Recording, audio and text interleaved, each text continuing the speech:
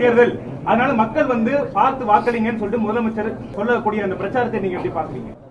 ஏற்கனவே நான் சொன்ன ஒரு பொம்மை முதலமைச்சர், திறமையற்ற முதலமைச்சர், ஒரு கட்சிக்கு தலைவராக இருக்க திமுக தலைவர், அதுவே ஒரு வேதனையான விஷயம் தான். நல்லா சிந்திச்சு பாருங்க, இது எந்த எலெக்ஷன் இருக்குது? இது தமிழ்நாட்டில் யார் ஆட்சிக்கு வரணும், யார் ஆட்சிக்கு வரக்கூடாதுன்னு நடக்கிற தேர்தல். புரிஞ்சுக்கிட்டீங்களா? ரெண்டாவது, எங்களுடைய கூட்டணிக்கு தெளிவுபடுத்தியாச்சு.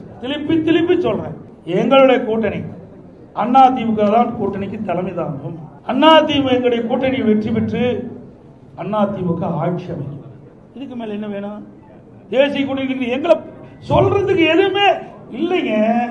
எங்க மீது எந்த புகாரும் சொல்றதுக்கு ஸ்டாலின் கிட்ட சரக்கு இல்ல. அதனால வேற ஒருத்தர் பிடிச்சிட்டு சொல்லிட்டு இருக்காரு. இங்க ஆளுநர் அண்ணா திமுக ஏற்கனவே முடிவு செய்யப்பட்டு விட்டது. எங்களை பத்தி சொல்லுங்க, நாங்க பதில் சொல்ல தயார். முடியலையே, இருந்தா தானே சொல்ல முடியும்.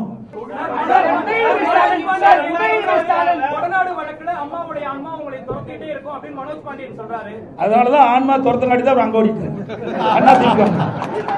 ஆன்மா யார துரத்துறது பார்த்தீங்களா? உண்மையா இருக்கிறீங்களா? எங்களை ஆசீர்வாதம் பண்ணிட்டு இருக்குது அம்மா. அதனால இங்க இருந்துட்டு இருக்கிறோம்.